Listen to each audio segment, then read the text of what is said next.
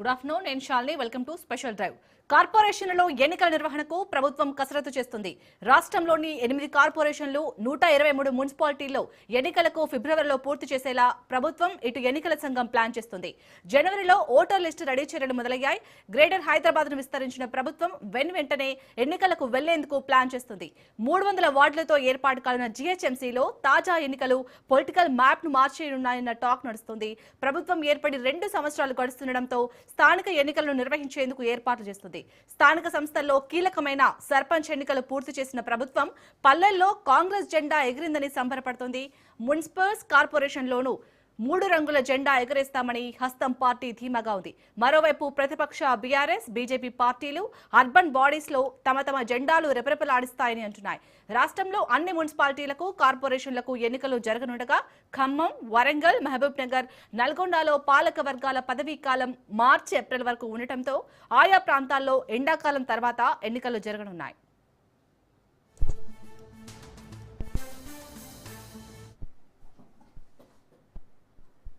ఇటు కార్పొరేషన్లలో అయితే ఎన్నికల నిర్వహణకు ఇటు ప్రభుత్వం కసరత్తు చేస్తుంది. సో దీనికి సంబంధించి పూర్తి డిస్కషన్ మా ఇన్పుట్ ఎడిటర్ శ్రీకాంత్ చేస్తారు. Srikanth, over to you.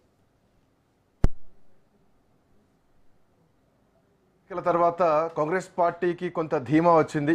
ఇక ఇదే జోష్ తోటి అటు మున్సిపల్తో పాటు కార్పొరేషన్ ఎన్నికలకు కూడా వెళ్ళబోతున్నట్టు తెలుస్తుంది. సో జీహెచ్ఎంసీతో పాటు పురపాలక ఎన్నికలకు కూడా రాష్ట్ర ప్రభుత్వం సిద్ధమవుతోంది. దీంట్లో భాగంగా జనవరి 3వ వారం వరకు అన్ని ఏర్పాట్లు పూర్తి చేయాలి అన్నట్టుగా కూడా ముఖ్యమంత్రి రేవంత్ రెడ్డి ఎన్నికల కమిషన్కు కొన్ని సూచనలు చేసినట్టుగా కూడా తెలుస్తోంది.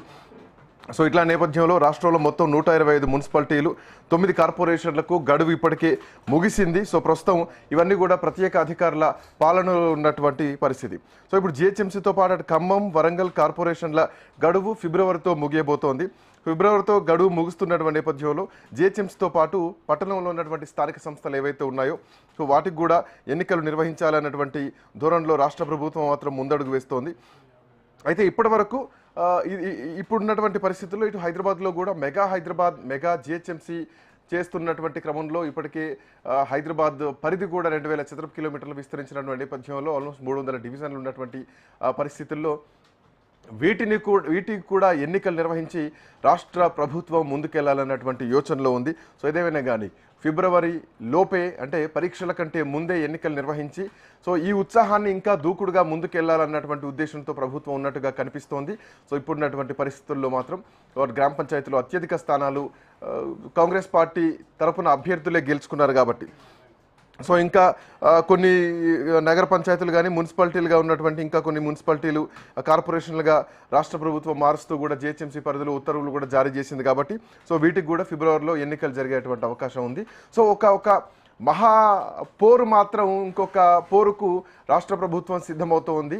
సో గ్రామ పంచాయతీ గెలుపుని ఒక ట్రయల్ వర్షన్ లాగా తీసుకుంది.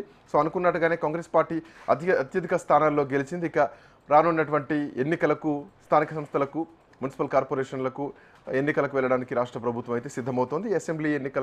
అసెంబ్లీ సమావేశాల తర్వాత ఒక కీలకమైనటువంటి నిర్ణయాన్ని వెలువడించేటువంటి అవకాశం కూడా కనిపిస్తోంది. మాట్లాడదాం. బండ రామ్మోహన్ రావు గారు, ప్రముఖ రాజకీయ విశ్లేషకులు మనతో పాటు ఉన్నారు.